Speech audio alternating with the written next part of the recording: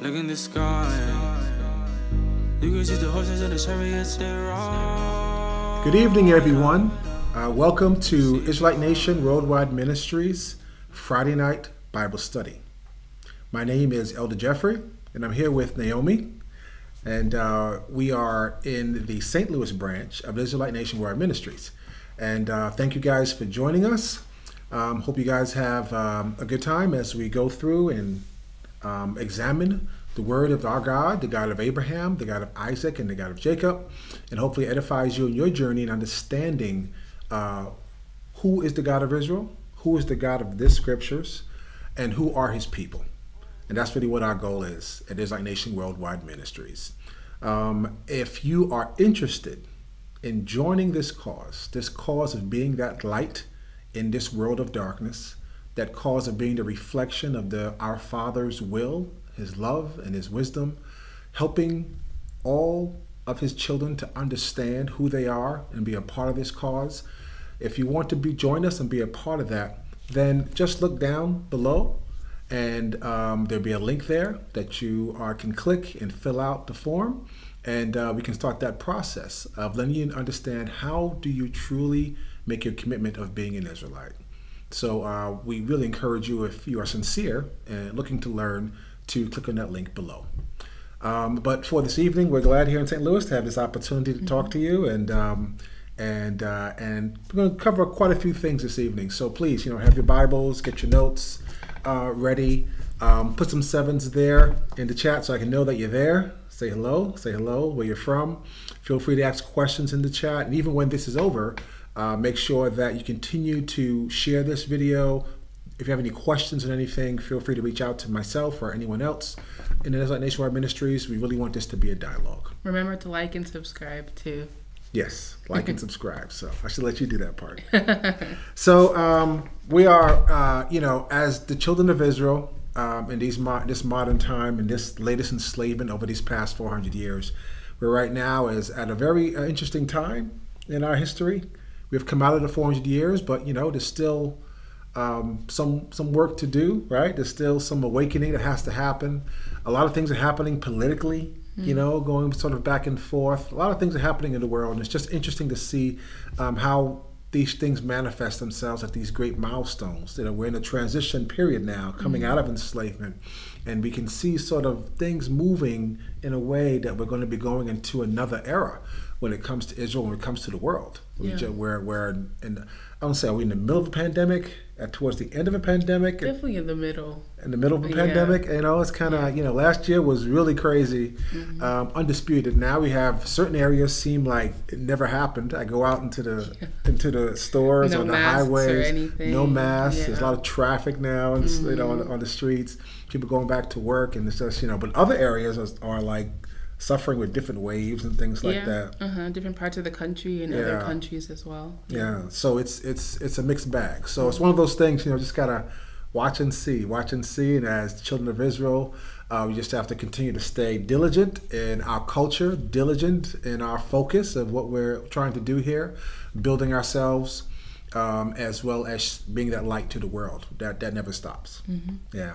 So what we wanted to do was kind of hit a few things in connecting that, right? Like, to me in Israel, what I find very interesting, that really gets me excited, is as being a part of Israelite Nation Worldwide Ministries, whether it's in my household and things that I do on a daily basis, things I do with my family, things I do on holy days, things that we come together as Israel, different things that we do, whether it's how we pray or how we eat or how we worship. And as we're doing it, every so often, I can see what we're doing, and I reflect on something I read in the scriptures. Yeah. And when I see that connection, it gives me a great feeling. Like, wow, that's like, that's amazing, right? To see that, right? And even the times that we live in now, it's like one thing to read about being in captivity and then seeing a sort of a redemption happen, but now we're like in the folds of that, and it's kind of surreal. And so like you're reading about something and then you're actually living and experiencing that. Yeah. And you really feel that connection to the words and to the people of the Bible as well. Absolutely, absolutely. Yeah, you feel that, right? And it's like, so as a practical, before we started filming, there was an example. We're from New Jersey and originally part of the New York, New Jersey branch. Shout out to New York, New Jersey branch out there, all the brethren out there. And we moved to St. Louis and we started a branch here. And when we first, that was 11 years ago. Yeah, back in 11 years ago. We moved to St. Louis, did my job, and we started a branch here. So when we first got here, we used to, checking the place out. We never thought about St. Louis or anything like that, moving to St. Louis. But when we did get here, we wanted to check it out. And you were 11 years younger, so you were oh my gosh, 10. You were 10. That's oh crazy. My goodness, time goes by so fast. 10, So you're like 10 years old, and I remember us going and taking a trip to Washington University, and just to check out the campus. I mean, she's 10, like what, 5th grade? Yeah, sixth grade. 6th grade. So just kind of not really taking college seriously yet, but still, it's a beautiful campus. You took pictures of the entrance and stuff. Yeah, took pictures. It's a real nice campus. So just a day out, and I still remember that very vividly in my mind. And so at the time, we were playing around that. Hey, you never know, you may end up going to this school. Yeah. Did you ever really at that time think about it? No, you're like. At sixth grade, you can't really imagine it, right? No, and not even the night before I applied. I was like, no, I'm not going to this school. Yeah. Oh, for those who don't know, WashU is kind of like an Ivy League. It's called Ivy League of the Midwest. It's the Harvard of the Midwest. Harvard of the Midwest. Yeah. So it's a very, very competitive school to get in, right? Very competitive. And so again, it's just the idea. Well, you never know, right? Yeah. So we were there. So now, long story short, you're in WashU. You got into WashU. Yeah, you're about to graduate from WashU. And it's just so funny imagining yourself here and then actually being there. And now you can't wait to get out, right? To get to the real world. But the whole idea, it's just interesting to see that come. Things come into fruition. Yeah. So when you were on campus as a freshman, did you reflect back I remember I used to walk? Yeah, I forgot that we visited actually, but then I found a picture of us behind these really infamous pink trees that WashU has all over campus. I was like, is that WashU? Yeah. And it was it. I was like, oh yeah, we visited here so long ago, and now we're actually here. Yeah. So it's just funny how time, transforms. So we say that to say kind of, in the scriptures, I find it interesting too, where we can read about the law, statute, commandments. We can read about the consequences of keeping or not keeping the law. These are the instructions. But then the history that we read, what our forefathers' actions, we can see how did that manifest itself, the blessings and the curse. How did it manifest itself? So that's why I love history, for the cause and effect piece of it, but also for the culture. Because out of looking at the history, we kind of can see the culture. And so using that same type of dynamic, I can even examine our current situation. We can look and see the cause and effect that we're here, and hopefully that can help incentivize our decisions, understanding this cause and effect, this consequences for our decisions for us 10 years from now, generations from now. So no matter what environment we find ourselves, we still have to be real conscious about what decisions that we're making and how those decisions will impact those that are around us or those that are to come. Right? Yeah. So it's just interesting to me, right? So that's why I like studying history. You like history? Yeah, I like history. Do you like? If you guys like history, put some 7s in there. Yeah, put some 7s if you like history. Definitely, it's important. Right? I mean, how can you put today in context if you don't know what happened before? Right.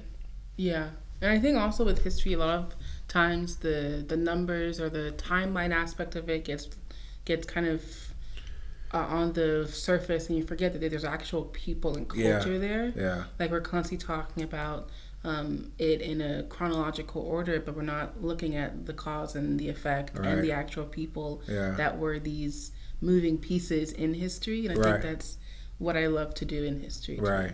Well, just recently we just did a documentary on Tulsa. Yeah. And we did a deep dive on not just the events that happened, but also the people and the cause and effect of it, not just the massacre, but even before and after, what that was like. And that was real interesting. Yeah, especially even going to Tulsa and actually seeing the effect in the actual lives of people, that the residents there. I think that was a great chronological thing to see, and to see the actual people, not just like from far away and say, oh, this is what happened, but we were on the actual grounds of where Black Wall Street used to be. So. Right. So it's sort of like, so here are the people we're meeting are the descendants of the people who lived, well, first of all, who built Black Wall Street in Tulsa, very, prominent individuals, and who lived through the massacre, rebuilt, and then lived through urban renewal. And then we see whatever condition it's in, when it's like the most, any typical Black city in America today, there's a lot of poverty, a lot of crime, a lot of things. There's some positive things. It's like, whatever, but there's also a lot of, unused potential that's there, a lot of exploitation, gentrification, a lot of those things that we see. And we see, like, we look at it today and say, well, why is it this way? We cannot analyze it until you understand what happened before. And so that's a microcosm of Black people in general. You can't understand us unless you go back and see what happened before. So that's me. That's why I love this history, to kind of see it, puts it in context, and to go back when I see what Elder Shadrach is doing and Israelite Nationwide Ministries as far as rebuilding this culture in this society that we're living in, which is very difficult to do, because there's so many forces trying not to make it happen. So easy to just follow the crowds. But in rebuilding this culture, and then looking back and seeing, wow, I see it here. I see this is exactly, so it just really brings it together. So we want to do that a little bit here, kind of bring those things together. And, I wanted to start in Leviticus. Leviticus 26. So many individuals, if you guys are following the understanding of Israel, many people in their journey start with Deuteronomy 28, right? The blessings and the curse. And one of the reasons is because it is very, very clear. It's very, it's very clear where it speaks about the God of Israel has a chosen people, and these people which he brought out of Egypt, he gave them laws, statutes, and instructions, our forefathers. And if you followed these things, the God of Israel said, I'm going to bless you. If you don't follow them, then I'm going to curse you, and I'm going to cause these punishments to come upon you. And those punishments are pretty much, enslavement and oppression and being taken out of your land and being sold to other people and all those various things. And when you read that part and then take your head out of the book and look around the world, you're like, who fits this description as far as a people that are oppressed always? Night and day, doesn't matter, with chains, without chains, with money, without money, doesn't matter. You will not buy your freedom, right? No man will buy you. There's no other people on this planet who fits that description of the people, So our oppression is a badge of our identity of the children of Israel, based upon Deuteronomy 28. That's like a, does that with your friends, that ever clarify with them when you speak with like younger people, or are they still kind of over their head? It's kind of over their head, because I think it's kind of different when we're talking about a lot of modern, or like this generation kind of throws out religion in general. But if I talk to someone that's kind of open about it, and I kind of explain to them like what, it's not just religion, and it's a culture, and it's a people, it's descendants, and a history that's there. But I think Deuteronomy 28 does open that up, because you can mirror image. There's this idea of looking at the words, and then, like you said, looking up, and it actually being there, and it's impossible to not see. So that's so I know it's interesting, and overall it's just tough. People are not open to it, or not, I guess, been blessed to be open, to have their eyes open. They're not going to see it, but that's usually a go-to. The parallel to that is Leviticus 26, right? And just to put it in context, when the children of Israel were came out of Egypt, and Moses, received the law, statutes, and commandments, and gave it to the people, to our forefathers in the wilderness. all that is what Leviticus is about. It has all the statutes and the laws that are there. As we know, because of our stubborn heart and us not wanting to submit ourselves to the God of Israel in the wilderness under Moses and under Aaron, and not having the faith that the God of Israel was going to be able to be there with us and help us to destroy our enemies and be able to go into the land, we were punished that we would have to actually be in the wilderness for 40 years until that generation who was too hard-headed had to die off. Yeah. And so Deuteronomy 28, or Deuteronomy generally is sort of that book of restating a lot of the laws to this new generation. So a lot of times you'll see instructions in Deuteronomy very similar to what you see in Leviticus. And you're like, well, why is it there twice? Well, it's there because it's like, it's two different audiences directly. Yeah. Overall, it all fits to us because it's all instructions for us. And thanks for the clarification, because we need as much clarification as we need. But that's why it's kind of like that. You'll see some things in Deuteronomy, and you also see it in Leviticus, that they're speaking to two different generations. Yeah. Same message, same people. It's just the next generation saying, hey. So the parallel instruction of Deuteronomy 28 is in Leviticus 26. And it's very interesting because it's the same thing, but it's a little different bent to it that is relevant to what we're going to speak about in a second. So let's turn to Leviticus 26. Leviticus 26. All right. And so we're going to read through this, and it's, again, the law, statutes, commandments that are given to us as Israel. And then it's sort of like, up until now, it's like, this is what you do. Here are your holy days. This is the things that you eat, things that you don't eat. This is clean and unclean. These are things, you stay away from the various things that the other nations are doing, right? All those instructions. But 26 is, well, here's why. Because if you do them, you'll be blessed. And if you don't do them, then you'll be cursed, right? That's what 26 is, the why. So you can start reading. We can go back and forth a little bit. You can start, So 26 verse 1. Yeah. Ye shall make you no idols nor graven image, neither rear you up a standing image, neither shall ye set up any image of stone in your land to bow down unto it, for I am the Lord your God. Ye shall keep my Sabbaths and reverence my sanctuary, I am the Lord. If you walk in my statutes and keep my commandments and do them, then I will give you rain in due season, and the land shall yield her increase, and the trees of the field shall yield their fruit. And your threshing shall reach unto the vintage, and the vintage shall reach unto the sowing time, and ye shall eat your bread to the full, and dwell in your land safely. And I will give peace in the land, and ye shall lie down, and none shall make you afraid. And I will rid evil beasts, and I will rid evil beasts out of the land. Neither shall the sword go through your land. And ye shall chase your enemies, and they shall fall before you by the sword. And 5 of you shall chase an 100, and 100 of you shall put 10,000 to flight, and your enemies shall fall before you by the sword. For I will have respect unto you, and make you fruitful, and multiply you, and establish my covenant with you. And ye shall eat old store, and bring forth the old because of the new. And I will set my tabernacle among you, and my soul shall not abhor you. And I will walk among you, and will be your God, and ye shall be my people. I am the Lord your God, which brought you forth out of the land of Egypt, that ye shall not be their bondmen. And I've broken the bands of your yoke, and made you go upright. Okay, stop there a second. So here we have the blessings, right? The blessings. So we see that. The instructions, these are the instructions. And now, here's the why. If you follow my instructions, all of these blessings will come upon you. And that's one reason why, these instructions are not just like religion.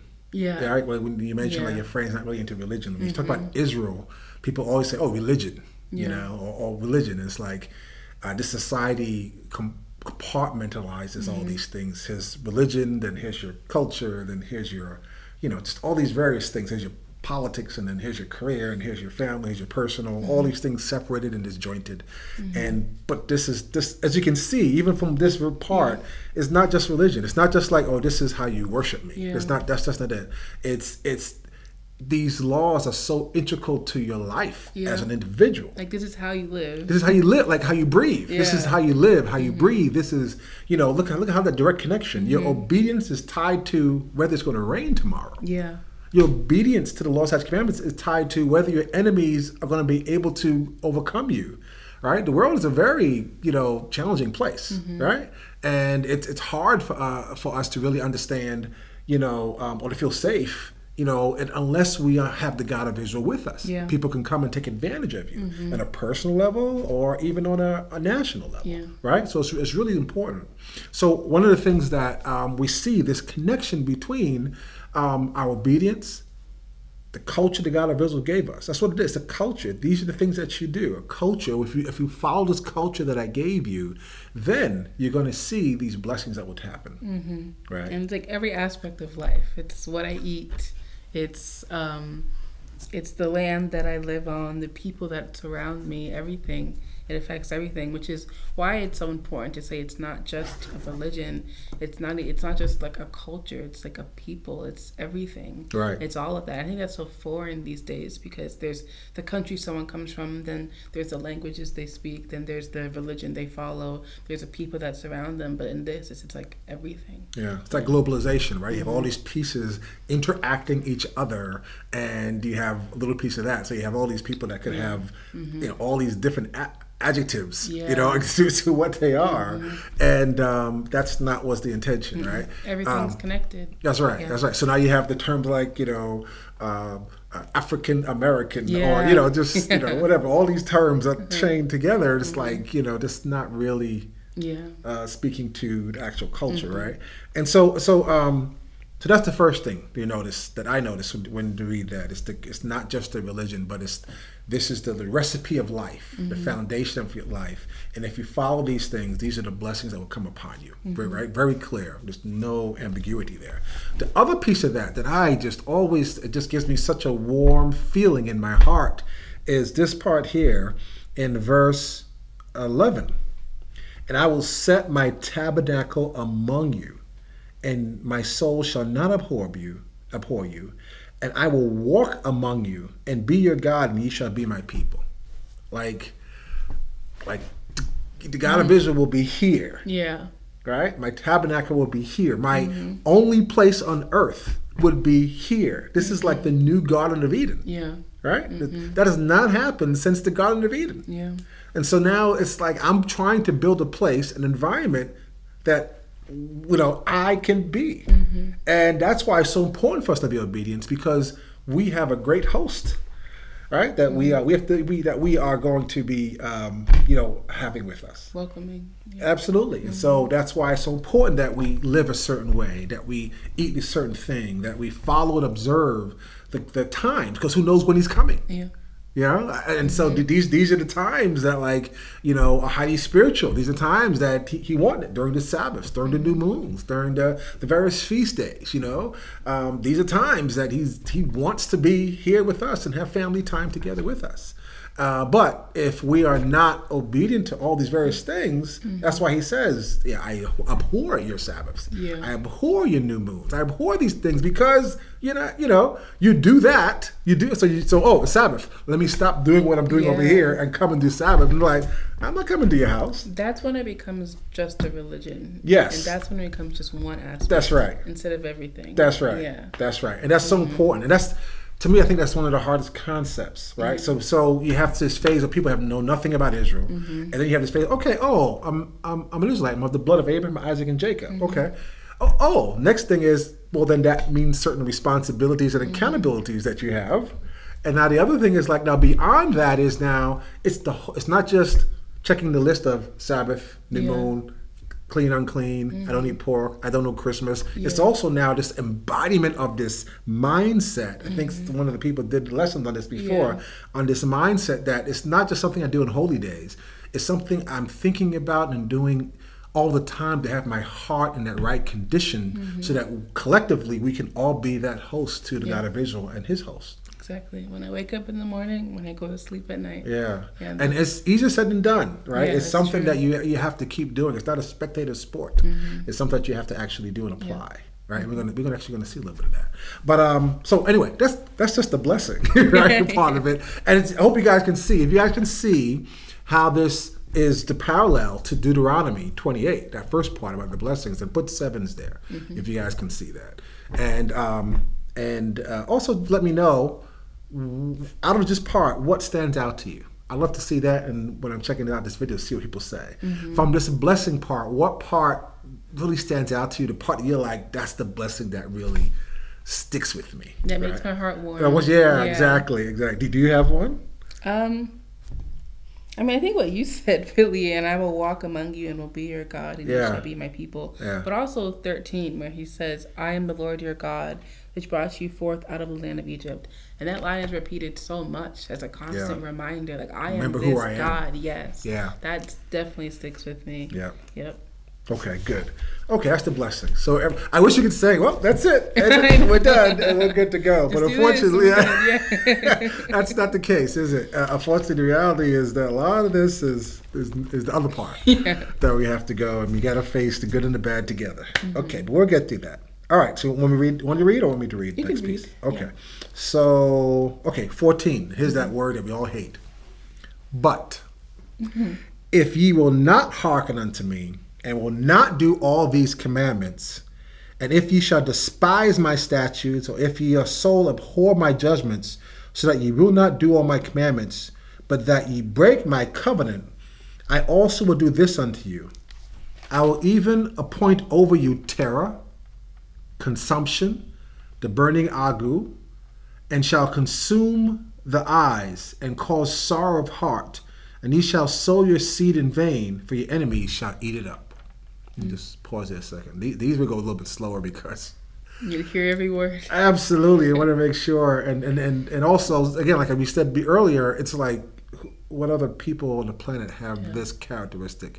Again, we're not even just talking about the whip and the chains and things. This is psychological, emotional. This is a lot more than just that, right? Right? To appoint over you terror, right? The terror, right? The consumption and the burning ague. Looked up ague, right? What does that mean? I think something about sickness and just burning, like not good, like feverish and sickness and all of that. Yeah. And it's just the sorrow and this, just all that. And where the creation was created for us, for man, where creation used to work for you, where you had the blood, the rain that would come down in its right season, you had all your crops would grow abundantly, all those various things. Now those creations will work against you, right? You sow your in vain, and you won't be able to protect yourself against your enemy, right? So it's very much, if you look through it, sad. But the part 2 where it speaks about despise my statutes, that kind of stuck with me. I read it just now. If your soul abhor my judgments, and so that you don't do my commandments. And it's one of those things where we think sometimes, in my mind, this makes sense to me and I want to do this, even though I know the instructions say that. And to us it's just like a decision, A or B type of thing. It's not that big of a deal, whatever. But the way, by doing that, we don't understand that we are despising his statute. It's a big deal. And it's a big deal, and there are consequences. Right? That's the issue. There are consequences, and here are some of the consequences. I'll keep going. 17. And I will set my face against you, and ye shall be slain before your enemies. They that hate you shall reign over you, and ye shall flee when none are pursuing. All right. So it's like I think in Deuteronomy 28, it goes into more detail maybe into some of those. It's a pretty long chapter about the punishments for disobedience. But here you have this sort of summary a little bit about the terror, the consumption, that your enemies would be over you and oppress you, right?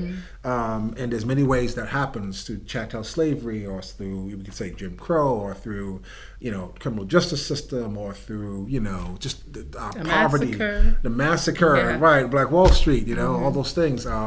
Just, so many ways that we can kind of see this oppression upon us. So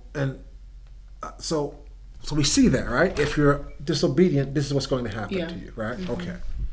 It's very clear. There's no like, oh, I didn't know. Like, it's right here. Everything is just here. Yeah. Well, so now let's go to the next thing. So, 18. Here's the part that I was trying to get to.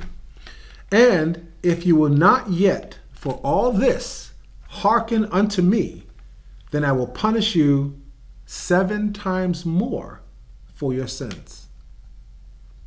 So, you have a choice, right? Blessings, the curse. Be obedient, be blessed. Don't be obedient, and you have these things that happen to you. Enemies will ride over you. You'd live in terror. You'll have diseases. The land won't respond to you. Just all these things would happen to you for being punished. Okay, that will happen to you. Now, in that state, if you, after being punished, if you still don't listen, then I'm not going to just punish you again at the same level. What does it say? 7 times. And I will punish you for your hearkening. And if you will not, I'm 18 again. And if you will not yet for all this hearken unto me, then I will punish you 7 times more for your sins. Ooh, I guess gave me a chill when I just 7 times more. All right. Okay. All right. And I will break the pride of your power. And I will make your heaven as iron and your earth as brass. Right? I mean that's captivity, right? Yes. That's like, there's the psychological breakdown of being inside of a cage. You're right? trapped. You're trapped. Yes. Right? Iron, brass. There's no way out. Right? And break the pride of your power. And your strength shall be spent in vain, for your land shall not yield her increase, neither shall the trees of the land yield her fruits. So we see there's an escalation taking place. Right? An escalation of the punishment because we refuse, not just one time, but we continue to refuse. It won't take correction. We refuse to be corrected, to follow the right path. All right. 21. And if you walk contrary unto me and will not hearken unto me, so this is the second time, I will bring 7 times more plagues upon you according to your sins. 7 times 7. So it's going to get worse and escalate more, exponentially up. Yes. Wow. Okay. And I will send wild beasts among you, and shall rob you of your children, and destroy your cattle, and make you few in number, and your highways shall be desolate. And if you will not be reformed by me by these things, but will walk contrary unto me, then I will also walk contrary unto you, and will punish you yet 7 times for your sins. That's another 7 times 7 times 7, right? So it gets worse and worse and worse over time for our disobedience. And I will bring a sword upon you that shall avenge the quarrel of my covenant. And we are gathered together within your cities. I will send a pestilence against you, and ye shall be delivered into the hand of the enemy. And when I have broken the staff of your bread, 10 women shall bake your bread in one oven, and they shall deliver you your bread again by weight, and ye shall eat and not be satisfied. What does that mean? That's sustenance there's not enough, and it's not satisfying you. There's poverty, there's things that you need that you're not getting. It's not there. Right. It's 10 women in an oven. It's all they have all together, and it's not satisfying the bread that they make. Right. Yeah. Right. It's painting a picture of all these things that's going to happen to you, the consequences of our disobedience, right? Inability for us to be prosperous and to sustain ourselves, dependent on other people, and just everything that we put our hands to, even the strength and the gifts that we have, it doesn't benefit us. Yeah. Someone else will take those benefits for themselves, right? And even to that part too, creation was created for us, right? The air and the water and the firmament and the animals and the plants and the food and all these, everything was created for us so that we could have this place that we could live and enjoy and live in. But now all these things would be hostile towards us, right? The wild animals are hostile towards us. The things we plant would be hostile. They won't yield, and that's in a practical sense, but also in a metaphorical sense, the work of our hands, whatever we're building a building or building a career, or building a life, or building a family, all those things will be broken, and not be successful towards us. Everything's connected. It's all connected. All connected. It's all the building blocks, exactly. And so that's what we see, and we see again. I'm having that thing now where I'm seeing us Jacobites, black people here in the Americas, in exactly this state, right? Trying to utilize our gifts to build things, our strength in vain because it's not benefiting us at all. Yeah. Kind of want to yell, just turn back, just read this. That's right. Yeah. Right. So it keeps going. Let me just look real quick. Okay. Let's. I'm going to jump because I want you guys to read this, but I took our time to do this because I want you to see the escalation of the punishment over time. This punishment that we're living in 400 years didn't just happen because of one time. Yeah. And it's not the same as the punishment that happened in the book of Judges, or the same with the punishment that happened in Babylon, or the same with the punishment of being under the Romans in the Second Testament. It's escalating worse. 7 times 7. Yeah. Right. That's why the horrors of these past 400 years, the slave ships and all those terrible things that happened to us, is the worst thing that's ever happened to mankind ever on this planet, and we are the product of that. Right. So here's the thing I want you to think about. We see the escalation. We're going to look at a couple of things. We see the escalation through the scriptures. We are the product of that escalation. 7 times 7 times 7 times 7. What do you think happens if you don't listen this time? Yeah. I was about to say, we don't want to see but 7 times what was there before. I can't imagine. I don't want to imagine 7 times worse than these past 400 years. I don't want to imagine that. But we understand the instructions and what, right? I mean, we have to, let's let this be the last time. Exactly. Let's not be so hard-headed and stiff-necked because we don't want to destine our children to 7 times worse. Yeah. We don't want to destine our children and our children's children to 7 times worse. All right? Okay, so I'm trying to think, is there more? Okay, so I'm going to just jump down just a little bit just because of time. I'm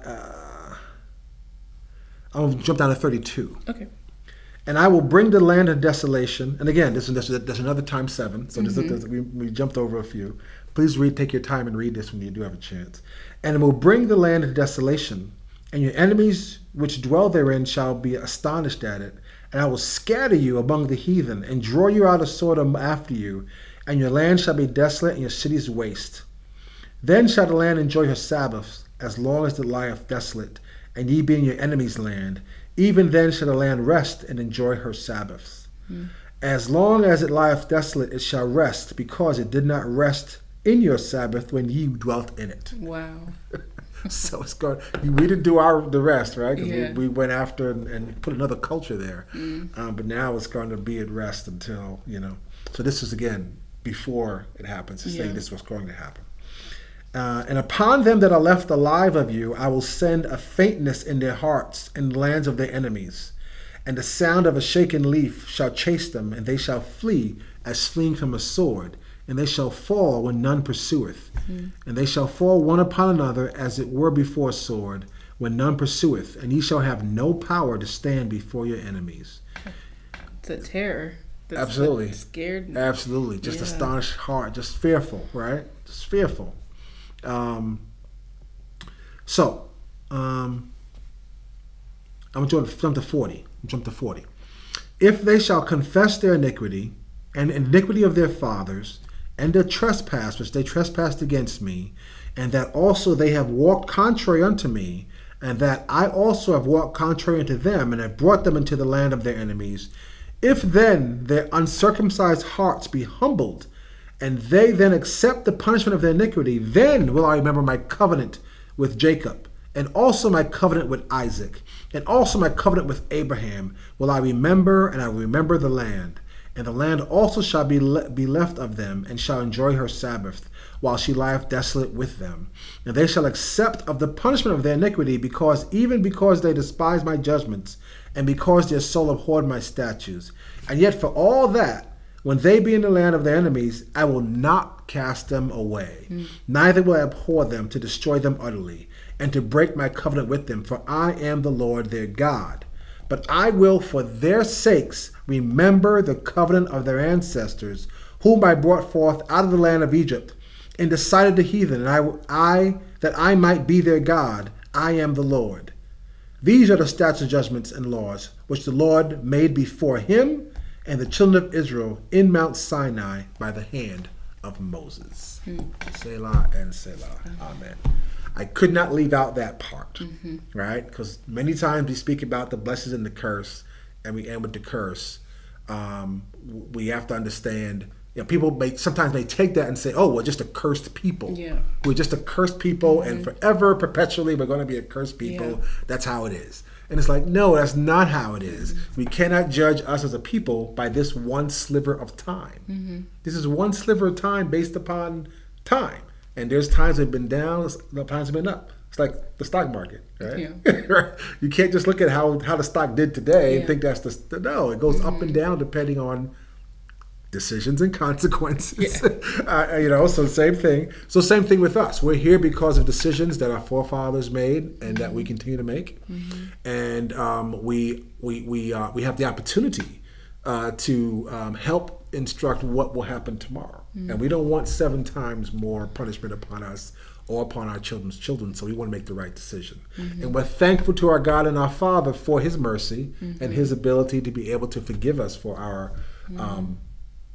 being, so hard-headed over these past times. Make sure to end on "I will not forget you." Like, I will be there. Right. I'm with you. Right. But you have to go through this punishment. Right. Yeah. Right. Absolutely. Absolutely. So one thing we wanted to do was sort of see this sort of escalation a little bit, right? And then we're going to jump into someone's life to kind of see how the culture manifests itself even over time, right? Okay. So let's jump to Judges chapter 6. So a lot of times when you will start in Deuteronomy 28, or now, for those who didn't know, Leviticus 26 to kind of set up the blessing and the curse. Going to Judges can see how did it play itself out, right? Not just here's what will happen. This is what did happen, right? So Judges chapter 6. I can read this one. You can read, and we're not going to read the whole thing, right? But we're going to read a couple verses.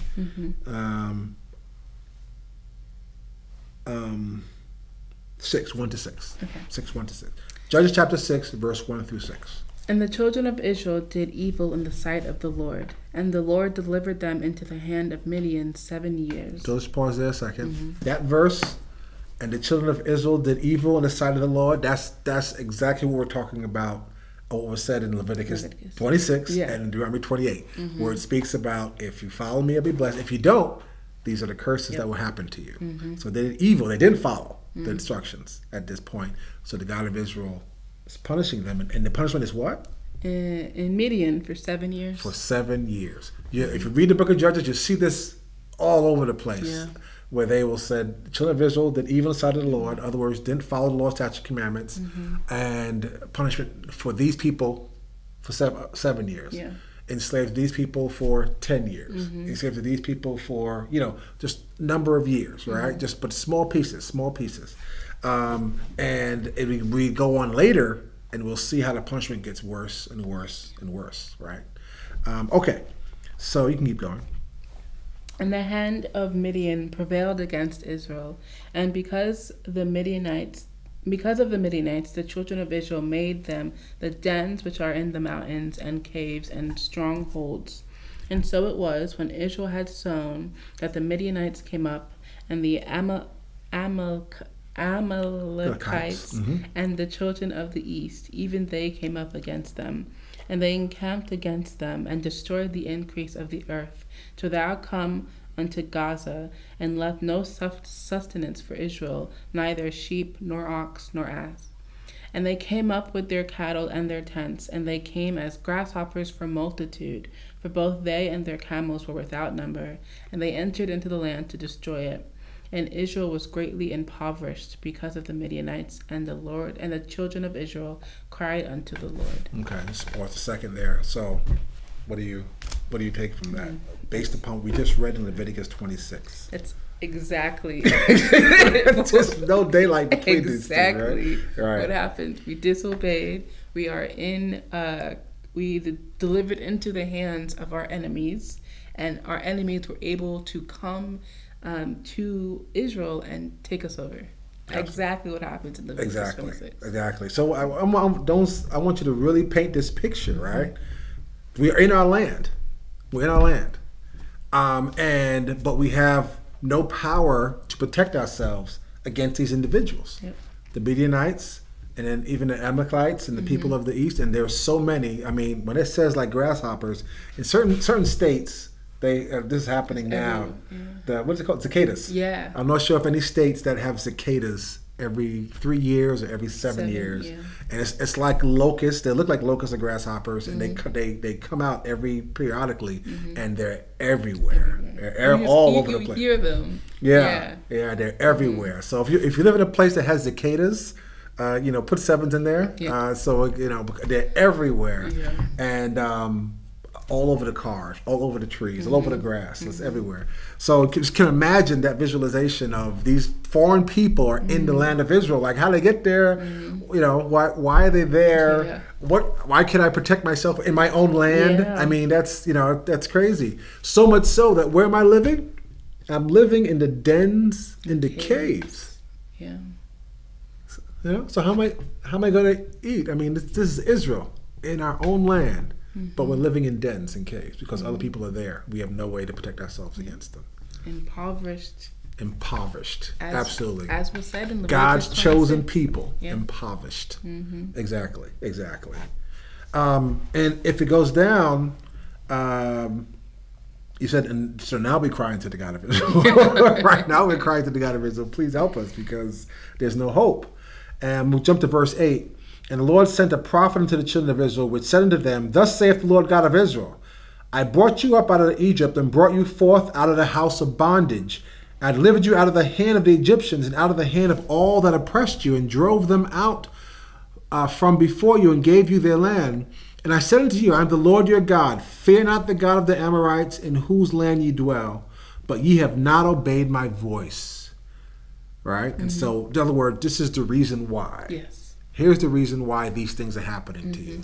So, Jacobites, Black America, descendants of slaves here in the Americas, the oppression we see in our communities, in our as a people, the oppression that we see over these past 400 plus years, this is why, right? It's the same answer, right? They could have said the Midianites and Amalekites are here because of politics or because of sociology or because of something geographical in the land, that's whatever. All these reasons, but it's a spiritual reason, right? The reason that we are oppressed, even though we are the chosen people of God, is because we are the chosen people of God, but we're not following his laws, statutes, and commandments, right? That's not a religion. That's not religion, right? That's the culture. That's us not being who we are. And so everything goes counter. The world is upside down because we are not right side up. So, Gideon, I'm not going to get into the story of Gideon. We just this is later comes Gideon. Actually, we'll read one more verse here just to bring it home. And I said, 11, and there came an angel of the Lord and sat under an oak which was in Ophrah, that pertaineth unto Joash, the Abiezrite, and his son Gideon threshed wheat by the winepress to hide it from the Midianites.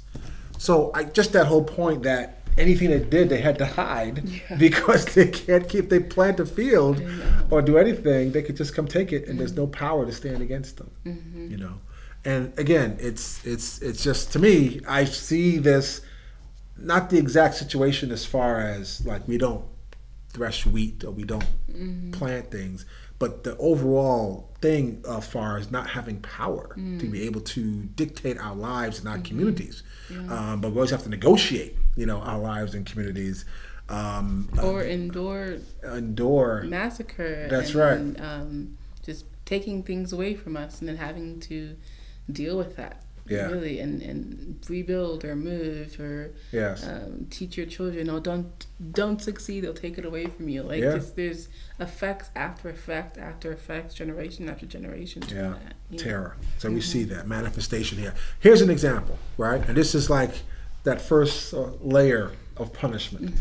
But now, if we go forward, and we can see if we go through the time of the judges, we go through the time of the kings.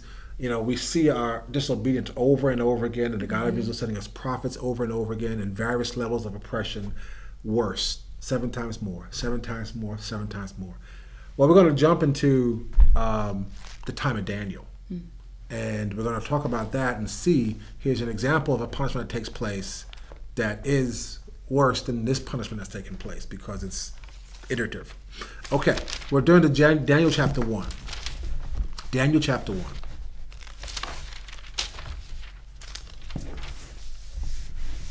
Okay. All right. And you wanna read? Okay. Yep. In the 3rd year of the reign of Jehoiakim, king of Judah, came Nebuchadnezzar, king of Babylon, unto Jerusalem and besieged it.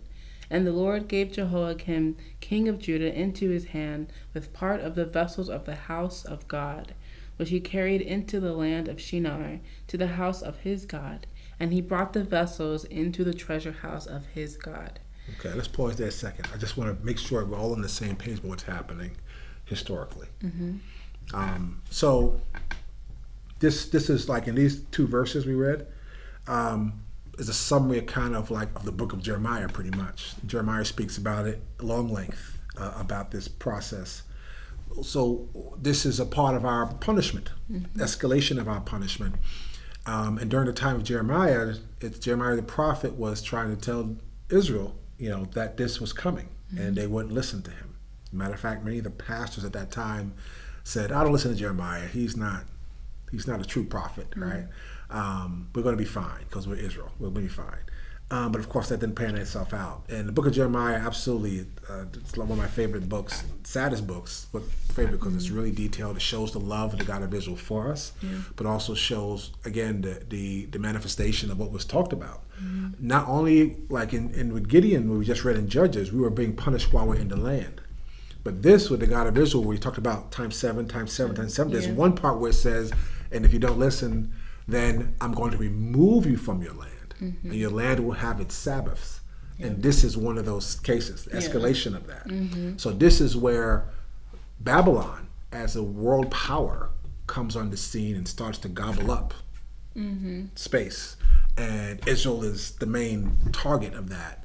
And Babylon comes and fights against Israel, defeats Israel, and retakes us out of the land, destroys and burns down the city, destroys and burns down Solomon's temple, which was such the greatest structures built, right?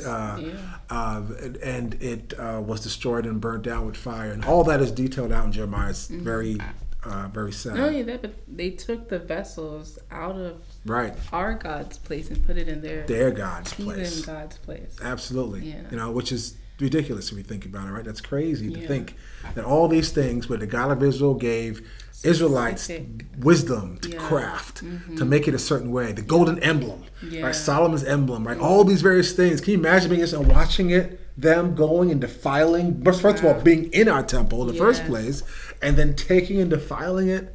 Like, no way would we just stand by. We're trying to defend ourselves, our family, but also our things. So that's our culture, right? This goes all the way back to David, right? And Solomon, and now you're taking all these things, and we're powerless. This isn't them. This is the God of Israel punishing us. And the same way it says, because the land is going to have its Sabbath, because it didn't have its Sabbath while you were there, and it's sad, really is. But it's something we have to understand, because it's also reflective to kind of us here, that's none of our captivity, and praying that we find value again on these things which our forefathers did not find value in before, and so they so this is a summary, but I just elaborating on it because it's a very big milestone in our history, and I didn't want to just skip over that.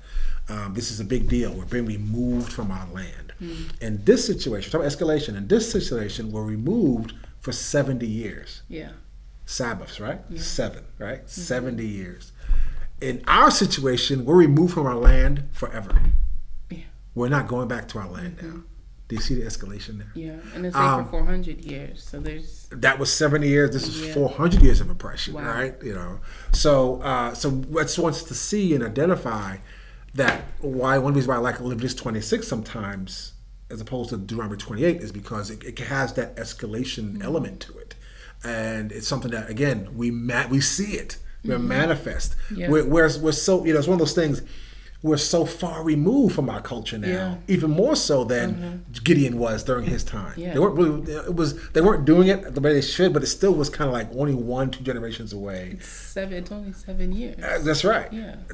Now in this case, Daniel, it's going to be 70 years. Yeah. So it's still gonna be people alive that remember that would live through it and to be able to even Yeah. come back, right? And we know that in the book of Ezra where it speaks about that. But now we're just so far removed. There's no one alive today that could remember the beginning of this, right? Yeah. So so I want you to see the escalation there as was specified in Leviticus 26 what would happen. Okay, so we only got to verse 1. 2. Okay. I'll let you go. Go ahead. Verse 3. Uh-huh.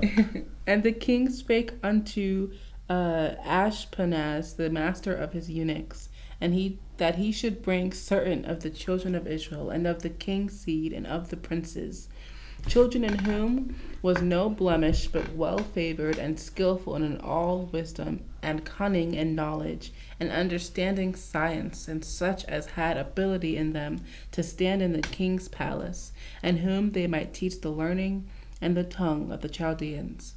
Wow. Just pause there a second. So interesting. Interesting. What do you take from that? What you just read? I mean, they're taking the best of our best to put them with the best of their best, which is different from any other enslavement, really. Yeah, that's peculiar. Yeah, and I mean, like even look at the time of Gideon, they're not doing that. No. Right? They're just taking everything for they're not themselves. making an appointment to distinguish people. It's Right. like all the people. Yeah. Exactly right. But what's interesting is that's also a component that takes place here. Yeah. Right, during this 400 years enslavement, right, where there was a selection of those that had gifts. Like it wasn't like to the oppressor. It's foolish to just kill and destroy everybody. When that person has some great gifts that can benefit my society or benefit my power, right? So instead of just killing it, I can utilize that power, all those individuals, for this reason. So there's a practical reason why we would see that happen, and it happened here as well, and during this 400 years enslavement. But here also this part about, so just want you to visualize, right? So there is instruction that this captain is given. Okay, go. Here's whatever, 1 million people or 1,000 people, whatever. And I want to go and see, who should I bring or who should I keep and leave or who should I kill or whatever. And it's based upon the value that you can have to this.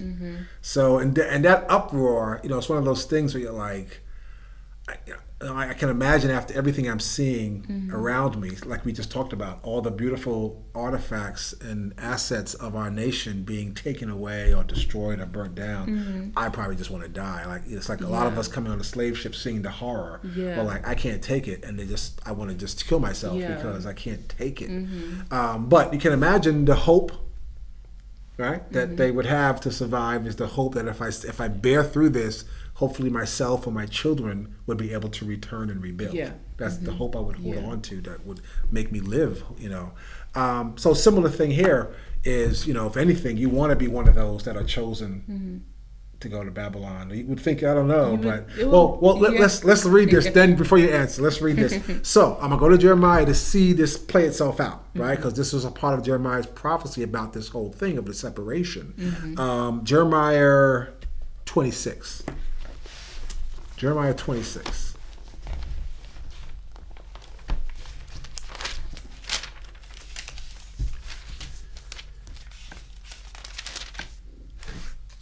All right. I should have put the verse with it so I can get to it quicker. Let me see.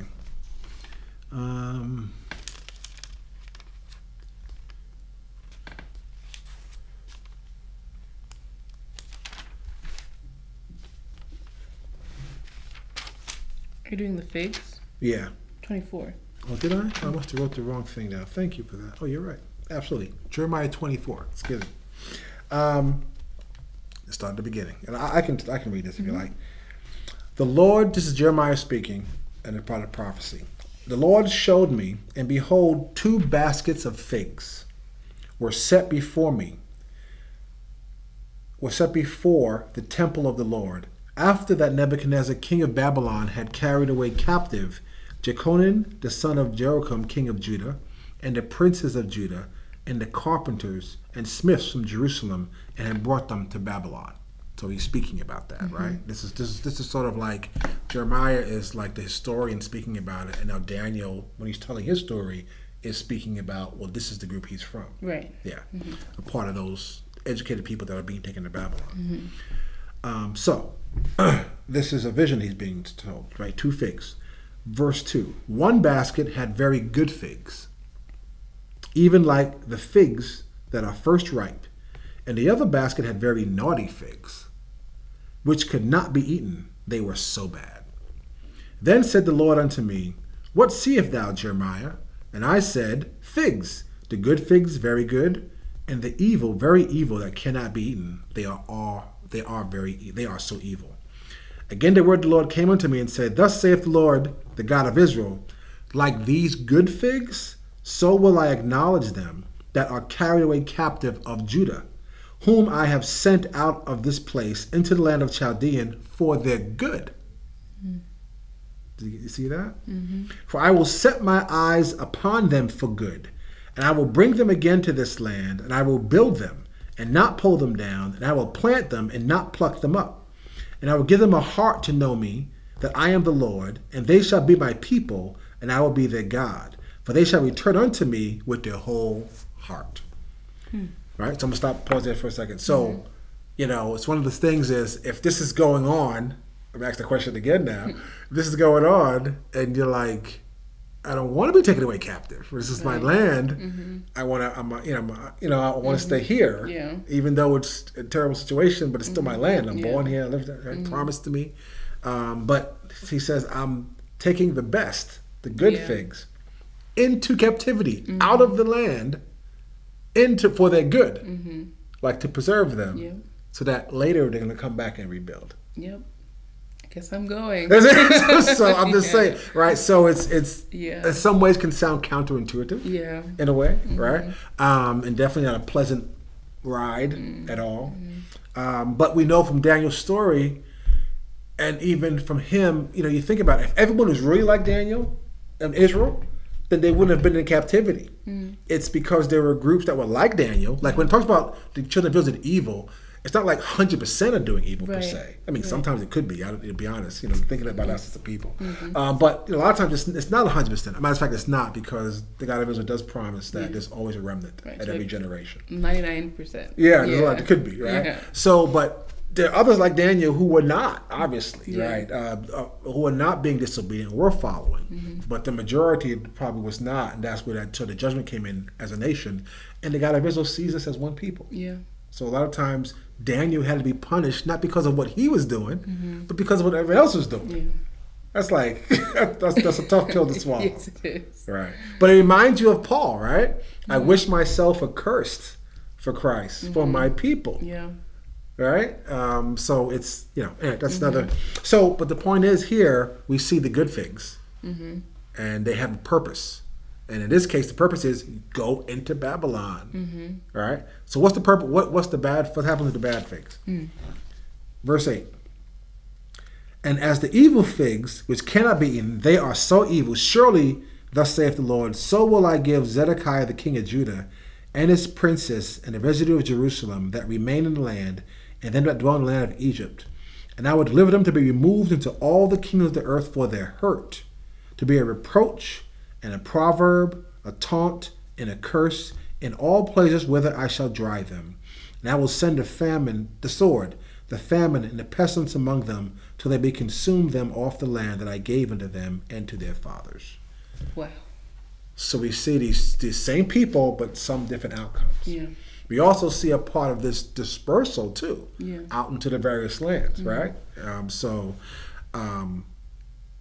it's sad when you think about it. But I just want to see Jeremiah having this vision and this prophecy about the separation of these two groups of Israelites, and we see it being played out in the life of Daniel. Again, this whole point of prophecy, and now you see the manifestation of it in the life of Daniel. Yeah. Okay, let's go back to Daniel.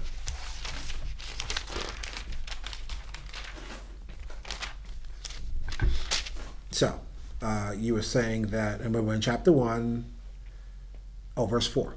Right. So the instructions were to go and get people like Daniel, those that were learned, those that were skilled, so that they could benefit Babylon. Yep. Okay, you can get chapter 5. So, verse 5.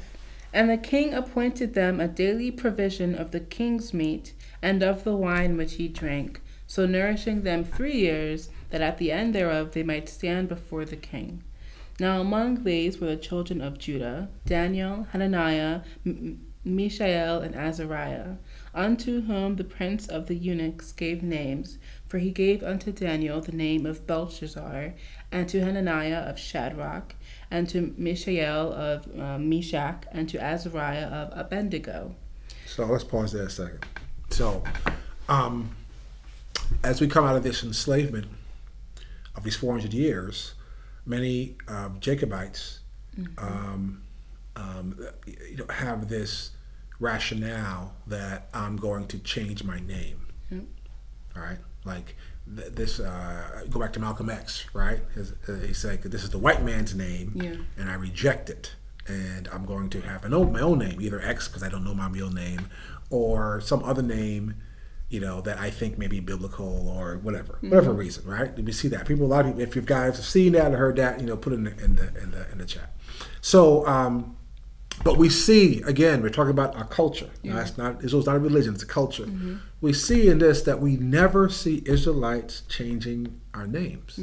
And our elder teaches us, that when you talk about name or changing name, it's always done by someone in the place of authority. And for you to change your own name is to being presumptuous to think you have authority over yourself when you don't.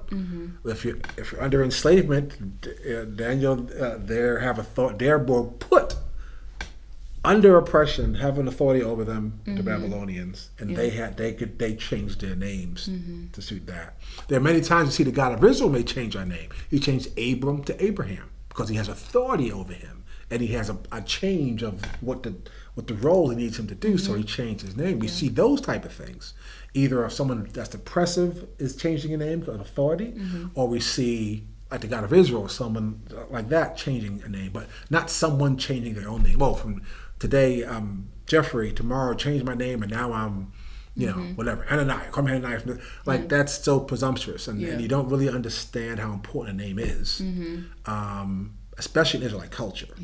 I mean, if you're ever, a part of our culture, again, it's the whole naming process, right? Our culture is not just about, again, religion, but it's like from the time a child is born, the whole community is all a part of that, even when it comes to its name. And so the point is, we don't change our names. And we have an example again of that culture where we see how naming is used to show authority over someone else. An oppression. Exactly. It's a tool. And so that could be used either as oppressive or it could be used either as a blessing. Either way. But the point is, we never ever see that, and we don't want to start some other custom. There's no custom of someone changing their name. So, all right. So I wanted to bring that part out as far as the naming is concerned. So verse 8. But Daniel purposed in his heart that he would not defile himself with the portion of the king's meat, nor with the wine which he drank. Therefore he requested of the prince of the eunuchs that he might not defile himself. Now let's just pause there a second. What do we get from that? I mean, he's distinguishing himself. He's being, and of course, I mean, the king's meat itself probably can't eat. So he's being obedient to Israel, the law, statutes, and commandments, while he is enslaved. And he's saying, well, I'm not going to take your wine and your meats. And we'll see he's saying, like, give me something else. He's distinguishing himself as this type of person that that the God of Israel saw like before, like the distinguishing factor of him, and the other people that were taken in slavery. Absolutely. Yeah. I think, so think about this, right? You are removed from your land, right? Which maybe most people weren't following the customs, but some were. The temple was still there. They still were doing the sacrifices. They had the holy days were still being, so that they were still there, right? So there was a pattern. One reason you have a family and culture and standards and patterns is that, it keeps you in line, right? Like a part of us having these Bible studies is that all throughout the week, you're working on this, you're working on that, and you probably have your own personal Bible study, but we're so busy doing stuff, but at least a couple times a week, you're going to come back to what's important, right? And it kind of keeps us focused, right? It's like working out, right? You got to continue to work out on a regular basis. Same thing, our culture, right? All throughout the year, we have these holy days, you have the Sabbaths and the new moons. These are times that allows us to say, so if you just follow that, it's going to keep your spirit in tune where you need it to be. You're not going to stay in this state all the time. You have stuff to do, you got stuff to build, you got stuff to plant, you got all these problems to take care of and all these things. But then at certain times, intervals throughout your life, throughout the day, throughout the week, throughout the month, throughout the year, you're reminded about who you are and reflecting on those things that are most important. Now, what happens when you're removed from that? As Daniel's case, removed. There is no sacrifices. There are no holy days going on. No feasts that are going on. It's none of these things that are happening, and those are replaced now. He's interjected into this foreign culture that do things differently. They have holy days. They have times when they pray or times when they do various things, and they have various feasts. They have a totally different culture that he's now being interjected in. A part of this is the meats and the wine. And again, there's nothing wrong with wine per se. But to me, in my mind, I think it's not. Even if the meat was clean meat, I think it's like how you have to have a flag in the ground, a standard that you're putting for yourself. And they don't have to be like, well, where's it in the Bible that you can't eat meat? Or you can't drink? It's not that. It's that if I don't hold on to this culture for dear life, it's going to go away. Because there's nothing here to keep me in that pattern. You know what I'm saying? Yeah. So to me, it's not just about, because the meat was unclean or because the wine was unclean. It's the fact I'm going to try everything I can to defend and keep my sanity and my culture, right? So that it doesn't get diluted, because it's going to be easily diluted if I just follow what they're doing, even if it's okay. You know what I'm saying? So it's like I can't paddle myself after that, and I have to be very deliberate about it, and I got to be strong. It's like again, if we lived in the land of Israel, if we lived in our own community, then it'd be easier to live the culture because it's all around you. I never have to fight with, it's Christmas. I can't go to the store and hear the Christmas music. Or I don't have to fight with, man, I wonder if I can go to that restaurant. I wonder if they're polluting food, pork or shellfish in my food that I'm eating. I don't have to worry about, on my holy days, there's like people partying next door, and I can't even really focus because they have music next door. Or it's the same thing. Everything would be in tune, so I can easily follow my culture because it's all in the same tune. Now we can relate to being in a foreign society and trying to have to time off my holy days is such a difficult thing. That's what he's going through, and so to keep my culture, I have to not just do the bare minimum. Sabbath and the moon, but I got to really figure out a way to find value in my daily routine that's going to keep me rooted in my culture. That's what Israelite Nation World Ministry is trying to do. Create a way inside this, society that we're living in that doesn't know anything about this, that we stay true to understanding who we are and living that culture. And that's what Daniel's doing. That to me, that's what I see about the whole meats and stuff. Even if it was clean meats and great wine, he's making a stance that like I don't want to defile myself with this stuff because I want to stay true to who I am. And I'm trying to find every opportunity to distinguish myself from anything that they're trying to do. That makes sense? That does. Yeah. So okay, let's keep going to the next thing. Where are we? So verse 9. Okay. Now God had brought Daniel into favor and tender love with the prince of the eunuchs. And the prince of the eunuchs said unto Daniel, I fear my lord the king, who hath appointed your meat and your drink. For why should he see your faces worse liking than the children which are of your sort? Then shall ye make me endanger my head to the king. Then said Daniel to Melzar, whom the prince of the eunuchs had set over Daniel, Hananiah, Mishael, and Azariah, Prove thy servants, I beseech thee, 10 days, and let them give us pulse to eat and water to drink.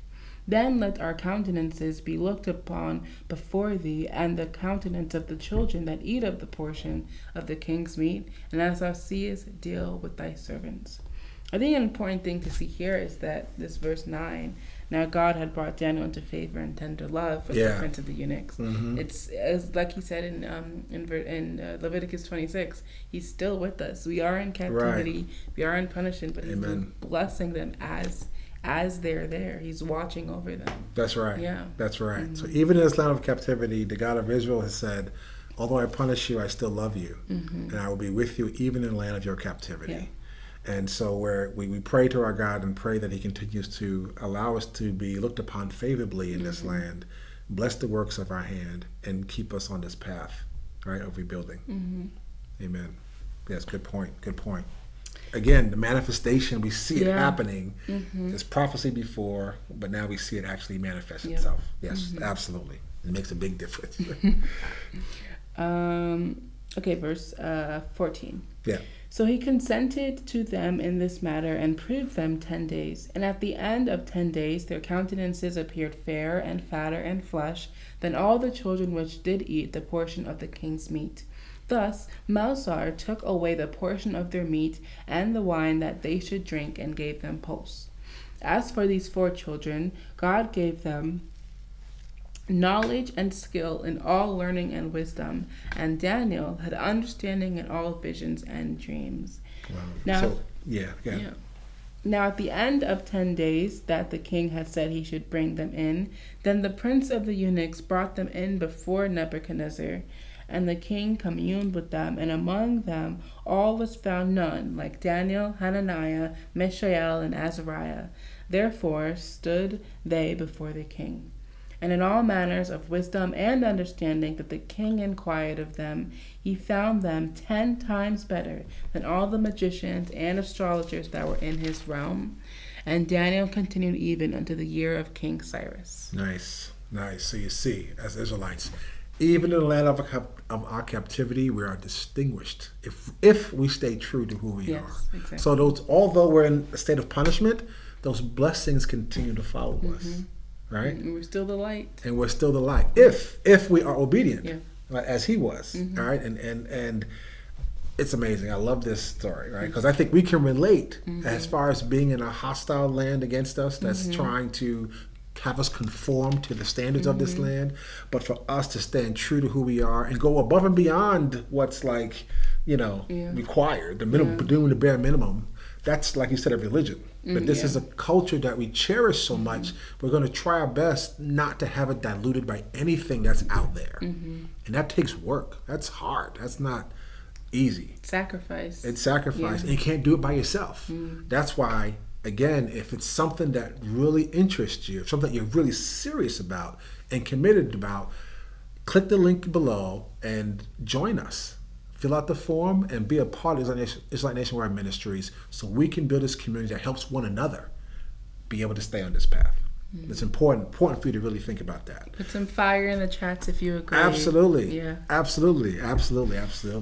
So even in the land of captivity, they still were distinguished. Yes. Above, not just a little bit, but above all those that are around.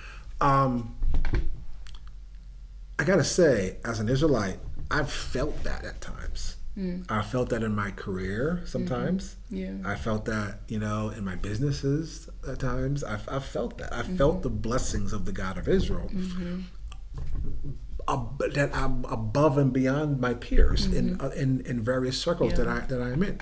Right? Have you ever felt that? Definitely. I think as a student, just constantly asking, small things like exams and favor with our teachers, that I feel like along the way that I've felt, but bigger things like getting into a good college or having my future planned out well. Like there are things that even in captivity that I was blessed with, and you feel that connection. And even especially reading Daniel or stories like this, even while you're in there, it just makes you feel that so much more. Absolutely, Yeah. absolutely. And it's all tied to the Israelite Ministries, the Shadrach, the Supreme Council, the teachings, the instructions, the culture, the feast, all those various things. Yeah. All those things are part of the fuel. The blessings in my life are directly related to that culture that's being resurrected, and I can testify to that. And so again, manifestation of the prophecy that even in the land of your captivity, if you confess to me that you accept this punishment, and then I will bless you even in that land, and I am living, walking proof of that, for sure. It's getting goosebumps. Right. The word became flesh. Yeah. And dwelt among us. So it's so true. So to continue on again about the culture, even in the land of captivity, and we're reading. Let me see where we at time. Okay, I think we're okay for this real quick. So Daniel chapter 1, chapter 2, more. It speaks about their experiences there, in particular, like the fiery furnace, and and we've been through that before. But you get to chapter 5, and we're not going to read chapter 5, but in chapter 5 we see a transition take place. And I'm not going to get into it now, but it even spoke about the God of Israel loves us so much that even though he gets angry at us and sends another nation to punish us, many times he will punish that nation for punishing us, right? And so we see that happen with Babylon, and that takes place in Daniel chapter 5. We're not going to read that, but I just wanted to show that, because what happens is that Babylon ends up being taken over and destroyed by Persia, the Medes and the Persians, and that happens in chapter 5. Yeah. And so in chapter 6 is where Persia starts to set up its government in the place of Babylon, and the 70 years is still going. We're still enslaved, right? And so where we were once owned by Babylon, they got passed on to Persia because our time is not up, right? So in chapter 6 we have Persia taking over, and Darius is at the head of that, and we're going to see a little bit what happens there. You want to start reading in chapter 6, verse 1? Yeah. It pleased Darius to set over the king and kingdom and 120 princes, which should be over the whole kingdom, and over these 3 presidents, of whom Daniel was first, that the princes might give... I like that. Say it again. I'm sorry. Say it again. Right? And over these 3 presidents, of whom Daniel was first... Nice. That the princes might give accounts unto them, and the king should have no damage.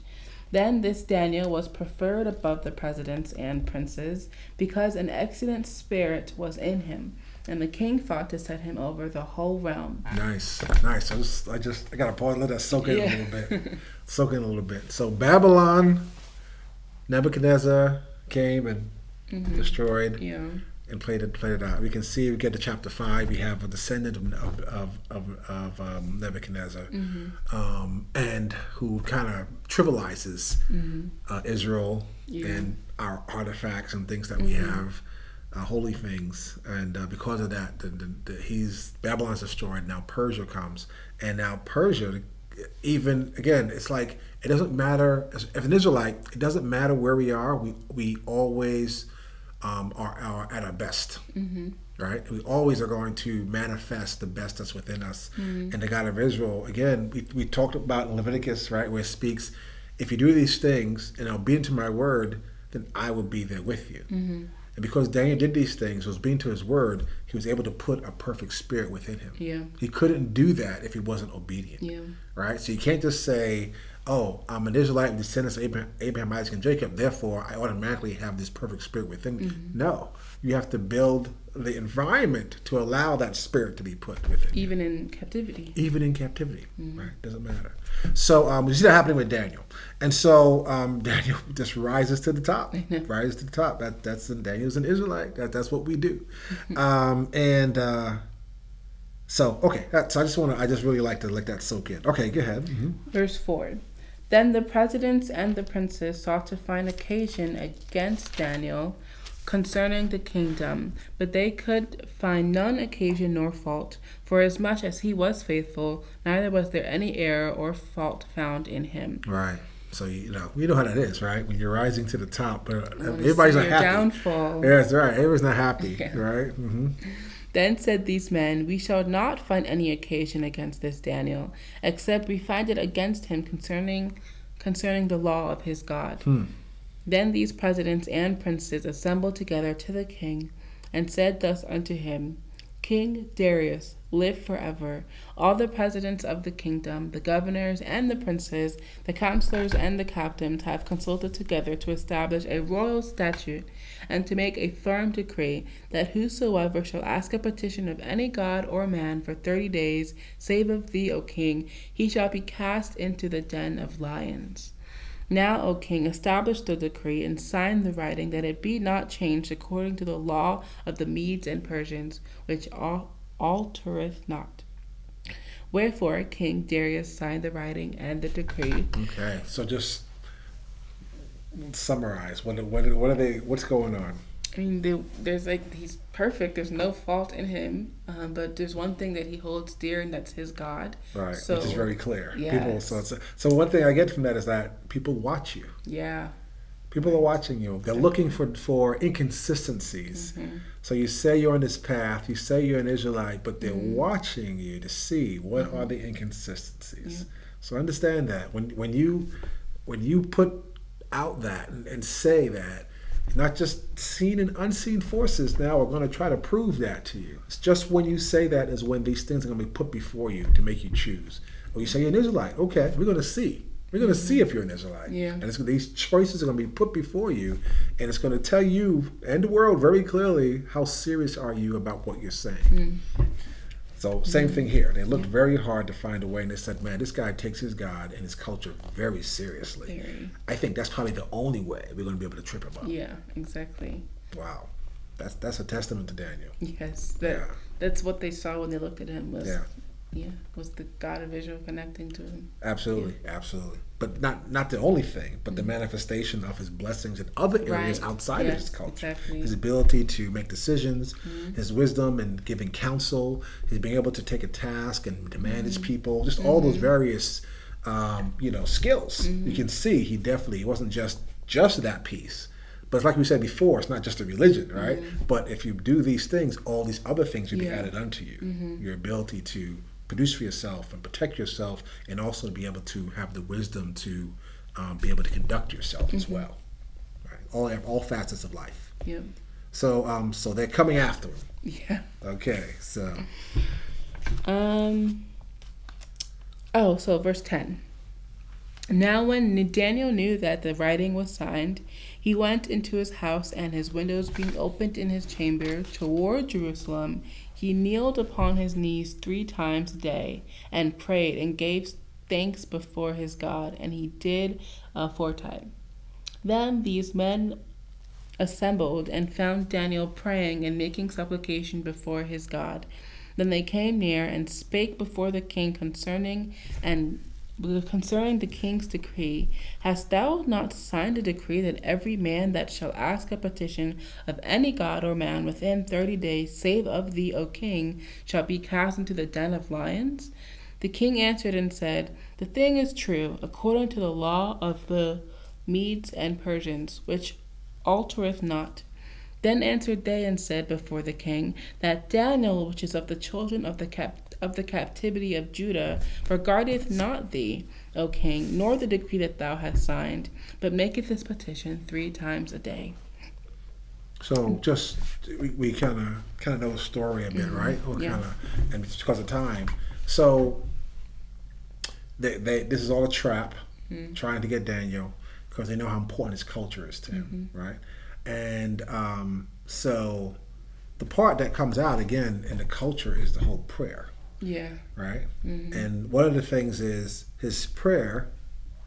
Again, we had a Bible study a couple weeks ago with some of the newcomers, and topic was prayer.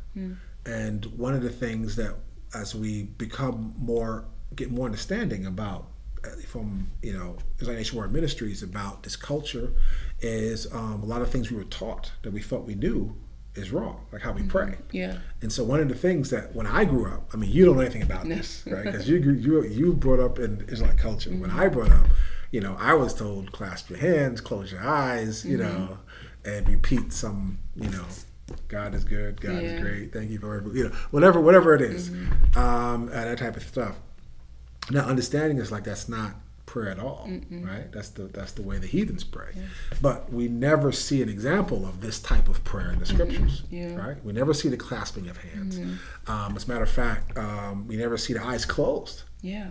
Right? You never see that. And as a matter of fact, it speaks about how the heathen, makes idols that have eyes that see not, and ears that hear not, and mouth they speak not, and those that pray to them are just like that. Right? They can't see; they're blind to the truth. As Israelites, our eyes are opened, right? So we don't pray with our eyes closed, right? We don't follow that custom or that culture, and facing Jerusalem. Right? He faces Jerusalem. Like why face Jerusalem? It's the altar used to be there. Right. It used to be. Exactly. To be there. Yeah. That's right. Even though right that time it's not there, still. It's still there. Just think about the power that has. That's what Solomon said in his dedication. He said, this is where generations after they're going to face to connect with you and to pray towards you. Right. Yeah. Absolutely. So, if you guys are not familiar with that, when Solomon built the temple to the God of Israel, he was given those instructions. And at the dedication of that temple and of that altar, he spoke about, specifically in his prayer, about praying this house would be a house of prayer. And please answer the prayer of the people who are in this house, even for those who are away, as they face this house. Right? Let this be the place that you will have your prayers come before. And so that's important, right? Because that's exactly what we do today. And again, this is one of the examples where, as we're praying as an Israelite in the right way, and we see we're doing exactly the same thing that we saw Daniel do, as according to the instructions that were there, even from the time that Solomon dedicated the temple way back then. That manifestation of the words again to this actual action. That actual action. And so it really gives you that good feeling that you're doing the right thing. And it's interesting, you didn't know you weren't doing the right thing before. I know. Right? Right? Until Israelite Nation was like, well, let's go through it. Let's go through it slowly and let's understand it step by step. And you start to like, wow. Then your eyes become opened. And then it becomes so sweet to the taste, So it's a great, great journey. So you guys know the story. This is the part where, because he was thrown into the lion's den because of the law, but yet the God of Israel had them be protected. The lions didn't affect him. Yeah. And actually, his accusers end up being thrown in there instead. Absolutely. So it was one of those things. It's like, they couldn't find a way to find fault. And so they said, let's find against his God. That was that was the worst decision that they made. Like, you don't go there. You do not go to an Israelite's culture or God as a way to get to them. That's going to come back on your head 10 times. So anyway, we're out of time, but I hope you enjoyed the journey where we kind of looked at the blessings and the curse, but also the manifestation of that in terms of what we see, the escalation of that punishment, but also even to us today. But also understand, too, tied to that is the blessings from our God and the escalation of those blessings that come to us as well. An opportunity that we have. We do not want to destine our children or our children's children to 7 times more. But we want to really take this as an opportunity and advantage to get it right and to really make sure that our life and our focus and our culture reflects the truth of who we are as the children of Israel. Again, thank you for this time. If you like what you hear, definitely I want to hear the questions or comments that are there, as well as if you want to join us, link down below, click and we'll be able to get in contact with you to tell you how to join the family of God. Thank you very much. Hope you have a good night. Peace. Dun, dun, dun, dun, dun, dun. look in the sky. You can see the horses and the chariots, they ride out. I can see it in your eyes. Know you look scared, baby, don't be scared, it's alright. Just look at the size. There's more of us than to be with them, so we all fight. Look at the clothes. Pull up something like a ghost, rockin' all white. More of us than to be with them, damn. Baby girl, you can be a friend. Come on, we gon' fight until the end. Baby, don't fall, don't bend.